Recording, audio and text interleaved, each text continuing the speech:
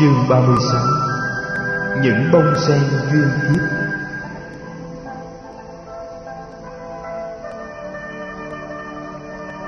Một hôm, công nương Gia Du Đà La thỉnh Phật Đại Đức Ca Lưu Đà Di và thầy Naga Salama tới thọ trai ở cung điện riêng của mình. Bà cũng đã mời hoàng hậu. Sau buổi cúng dường, bà đã thỉnh Phật và hoàng hậu đi ra ngoại thành thăm những xóm nghèo nơi bà đã làm việc cứu tế xã hội trong những năm qua. Các thầy Ca Lưu Đà Di và Naga Salama cùng đi với người. La Hầu La cũng được đi theo Phật. Khi Phật tới nơi, người thấy trẻ con tập hợp đông có tới hàng trăm đứa. Thì ra công nương Gia Du Đà La đã triệu tập chúng từ những xóm làng quanh đó. Chỗ tập hợp là gốc cây hồng táo năm xưa, nơi mà Phật đã ngồi thiền định lần đầu lúc người mới lên 9 tuổi. Mới đó mà 27 năm đã trôi qua, cây hồng táo đã lớn lên gấp bội. Gia Du Đà La cho Phật biết là những đứa trẻ gặp Phật năm xưa nay đã là những người chủ gia đình. Những đứa trẻ mà Phật được gặp cách đây 8 năm bây giờ cũng đã trở thành những chàng trai cao lớn và những cô gái duyên dáng. Phần lớn bọn trẻ mà Phật gặp hôm nay đều từ 7 tới 12 tuổi, hầu hết là con cái nhà nghèo. Bọn trẻ đã được bà Gia Du Đà La dạy cách đón mời Phật. Khi thấy Phật tới, chúng bỏ cuộc chơi, đứng dậy, dàn thành hai hàng để Phật có lối đi tới gốc cây hồng táo. Nơi đây, chúng đã đặt một cái ghế đặc biệt cho Phật ngồi. Chúng đã trải chiếu để mời những vị quan khách khác như bà Kiều Đàm Di, Gia Du Đà La và các thầy đi theo Phật. Phật rất hài lòng được ngồi giữa bầy trẻ và giảng dạy giáo pháp cho chúng. Người nhớ những buổi tập hợp của bọn trẻ em nhà nghèo ở Ưu Lâu Tần Loa.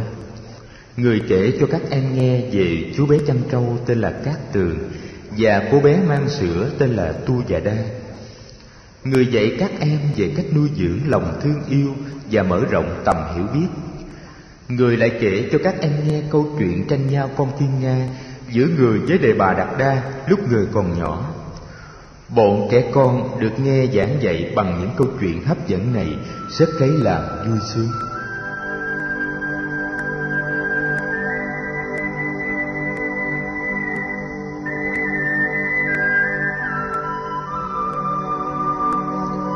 Cuối cùng, Phật bảo La Hầu La ngồi trước mặt người, rồi Phật kể cho tất cả các em bé nghe một câu chuyện tiền thân. Câu chuyện như sau. Ngày xưa, có một chàng trai trẻ tên là Mễ Kiệt, thông minh, đức hạnh, hiếu thuận và học giỏi. Chàng sống ở miền chân núi Hy Mã Lạp Sơn. Chàng muốn đi về miền đồng bằng để học hỏi thêm. Không có tiền, nhưng chàng cũng can đảm ra đi. Chàng mang theo một cái gậy, một cái nón, một cái bình đựng nước uống và một chiếc áo choàng.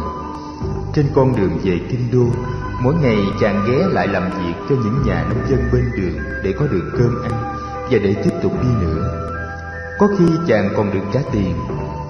Khi đến được thủ đô Divapati, chàng đã để dành được 500 đồng trong túi áo.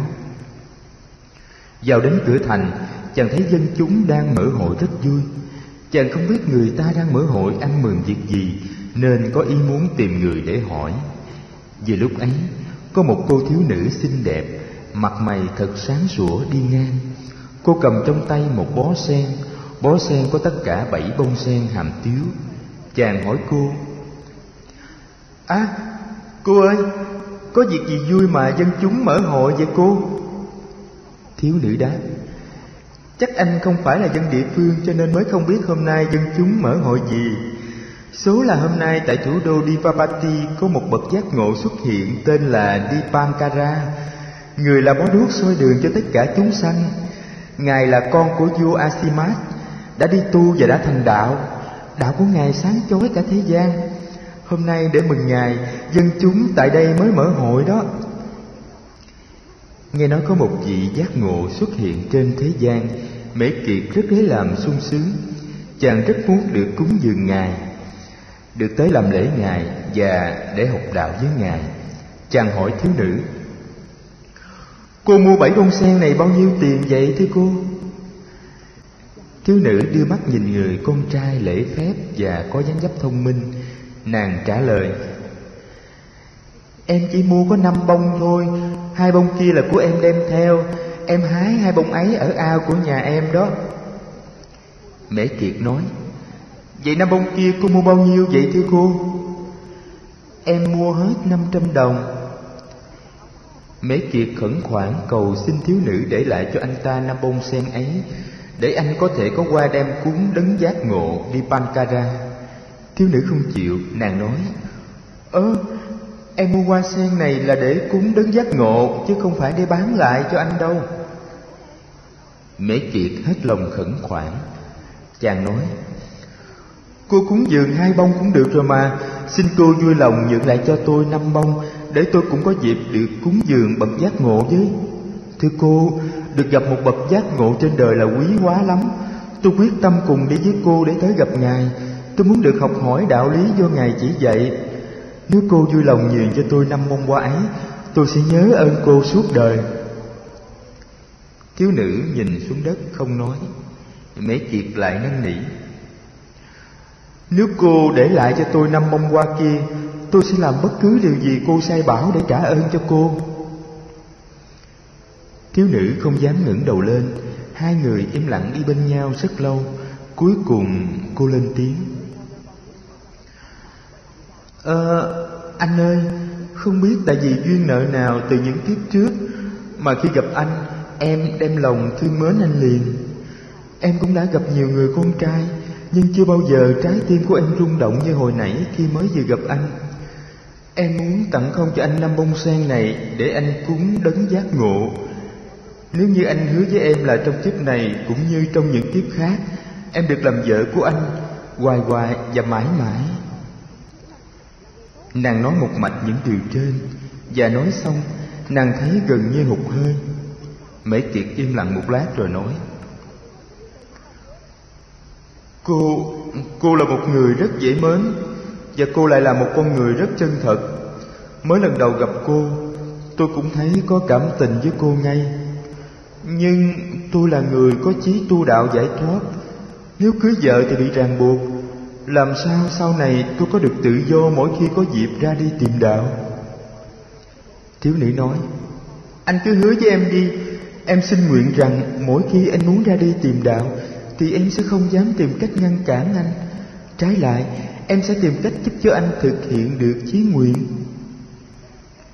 Nghe thiếu nữ nói như thế, Mễ Kiệt vui vẻ nhận lời. Hai người tìm tới đấng giác ngộ Dipankara. Quần chúng đông đảo đang vây quanh người. Thấy sắc diện của Dipankara, Mễ Kiệt biết ngay đó là một bậc giác ngộ chân thật. Chàng rất sung sướng. Chàng phát nguyện phải tu học cho đến khi đạt tới quả vị giác ngộ cao tột như đấng giác ngộ này. Chàng muốn tiến tới gần để dâng lên Dipankara 5 bông sen, nhưng quần chúng vòng trong vòng ngoài đang vây phủ lấy người. Chàng không tài nào tiến tới được. Cuối cùng chàng dùng hết sức của 2 cánh tay chàng tung 5 bông hoa sen vào đấng giác ngộ. Lạ thay, cả 5 bông sen đều bay tới và rơi đúng vào trong 2 cánh tay của Ngài. Mễ Kiệt thấy thế mừng rỡ. Chàng biết là lòng thành của chàng đã cảm ứng được với đấng giác ngộ. Vừa lúc ấy, thiếu nữ trao cho chàng 2 bông sen còn lại, ra hiệu cho chàng tung vào tiếp. Chàng nhận 2 bông hoa và tung lên. Mầu nhiệm thay, cả 2 hoa sen này cũng đều rơi đúng vào giữa tay đấng giác ngộ Dipankara. Vừa lúc ấy, Đức Toàn Giác Dipankara lên tiếng gọi người cúng dường hoa sen tới bên cạnh người. Quần chúng hé lối cho Mễ Kiệt đi vào.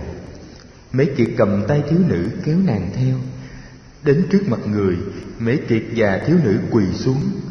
Đức giác ngộ Dipankara nói với Mễ Kiệt: Ta biết được tâm thành của con. Ta cũng biết rằng con có chí lớn muốn tu học để đạt tới quả vị giải thoát và cứu độ cho các loài chúng sanh. Con hãy yên lòng. Ta biết con sẽ trở nên một bậc giác ngộ hoàn toàn trong tương lai.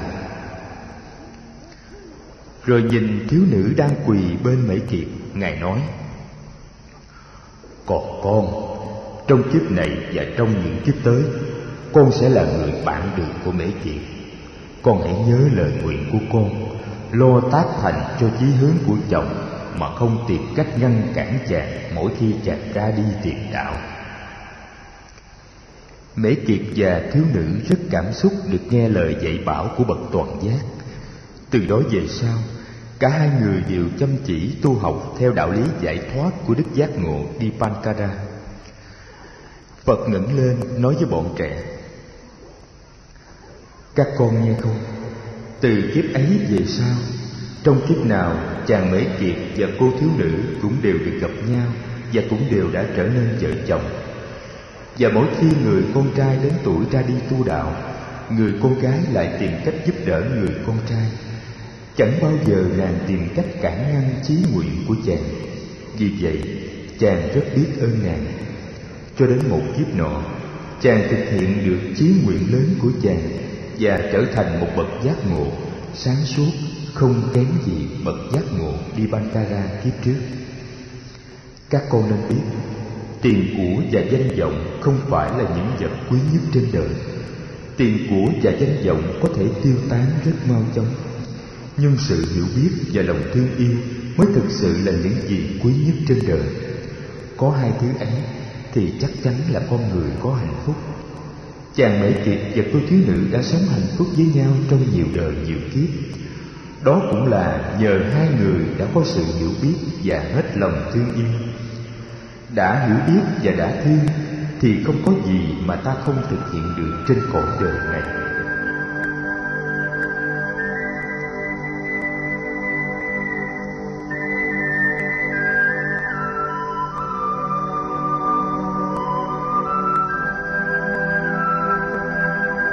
Gia Du Đà La chắp hai tay trước ngực hướng về phía Phật.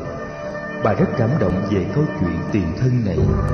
Bà biết, tuy Phật kể chuyện này cho bọn trẻ nghe, nhưng người cũng đã kể chuyện này với bà. Phật đã nói lên lời cảm ơn của Phật đối với bà một cách tế nhị. Bà cảm động đến muốn khóc. Hoàng hậu Kiều Đàm Di nhìn bà. Hoàng hậu cũng hiểu lời Phật như bà đã hiểu. Bà đặt một bàn tay lên vai người con dâu, rồi bà lên tiếng nói với lũ trẻ: này các con biết chàng Mễ Kiệt trong tiền kiếp xa xưa đó là ai không? Chính là Phật. Trong kiếp này, chàng đã thành một bậc giác ngộ sáng suốt hoàn toàn. Và các con có biết cô thiếu nữ trong tiền kiếp xa xôi đó là ai không? Đó là lệnh bà Gia Du Đà La của các con. Nhờ lệnh bà có hiểu biết cho nên lệnh bà đã không ngăn cản Thái tử Tất Đạt Đa. Thái tử đã đi tu và đã thành đạo. Các con nên cảm ơn lệnh bà. Bọn trẻ đã sẵn có lòng quý mến Gia Du Đà La từ lâu. Nay nghe hoàng hậu nói, chúng đều hướng về bà, chắp hai tay lại trước ngực và cúi chào bà rất kính cẩn. Thấy cảnh tượng ấy, Phật rất vui. Người đứng dậy và cùng các đại đức Ca Lưu Đà Di và Naga Salama trở về tu viện.